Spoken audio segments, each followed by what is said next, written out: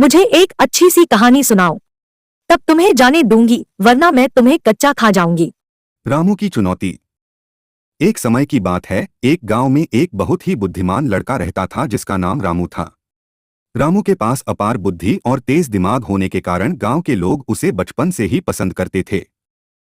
एक दिन गांव में अचानक एक खबर फैल गई कि राजा बहुत बड़ी रकम की बैलगाड़ी खो दे गए हैं और उन्हें खोजने के लिए बैलगाड़ी के पीछे का पट्टा जिसे राजा ने छोड़ा था उसे कोई नहीं ढूंढ पा रहा था।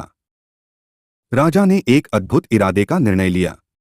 उन्होंने घोषणा की कि जिसे बैलगाड़ी मिला देगा उसे उनकी 700 सोने की मुद्राएं दी जाएंगी। यह खबर रामू के कान में पड़ते ही उसका दिमाग गर्म हो गया। वह सोचने लगा, ऐसा कौन सा पट्टा हो सकता है जिसे ढूंढना इतना मुश्किल है। लेकिन आज के समय में कुछ भी असंभव नहीं है। मुझे चुनौती स्वीकार करनी चाहिए।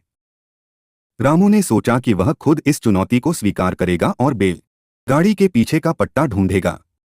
इसलिए उसने अपने अच्छे दोस्त जादूगर जैक्सन से सलाह मांगी।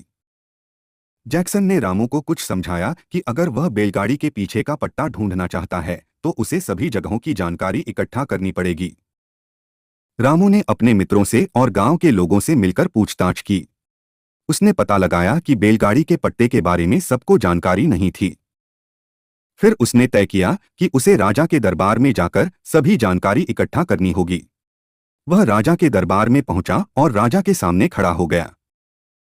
रामू ने राजा से कहा, महाराज, मुझे बैलगाड़ी के पीछे का पट्टा ढूंढना है।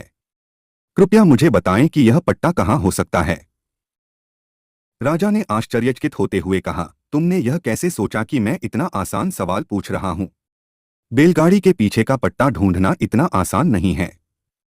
तुम जादूगर जैक्सन से मदद मांगो, वह तुम्हारी सहायता कर सकता है। रामू को बहुत ही हैरानी हुई क्योंकि वह पहले से ही जैक्सन के पास जाकर मदद मांग चुका था।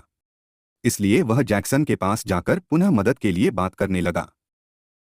जैक्सन ने कहा, रामू, तुम्हारा सवाल अच्छा है, लेकिन इसका उत्तर मैं तुम्हें नहीं बता सकता। तुम्हें उस प्राणी के पास जाना होगा जो सबसे अधिक जानकारी रखता है। रामू ने यह सोचा कि शायद जैक्सन उसे बाघ के बारे में बात कर रहा है, क्योंकि बाघ गहरे जंगल में रहता था और उसे सब कुछ पता रहता था। रामू ने गहरे जंगल में जाकर बाघ के पास पहुंचा और अपनी समस्या बताई। बाघ ने ध्यान से सुना और कहा, अरे रामू, तू खुद वह पट्टा है।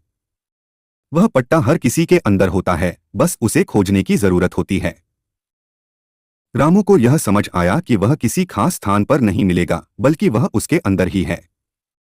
वह खुद को और अपनी बुद्धि को समझने लगा। उसने अपनी बुद्धि के साथ खेलना शुरू किया और बच्चों के साथ खेलते खेलते वह खोया हुआ पट्टा ढूंढ लेता है।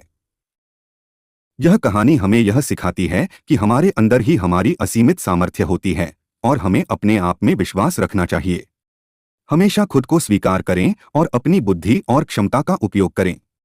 यदि हम मेहनत और समर्पण के साथ काम करें तो हम किसी भी चुनौती का सामना कर सकते हैं और सफलता प्राप्त कर सकते हैं।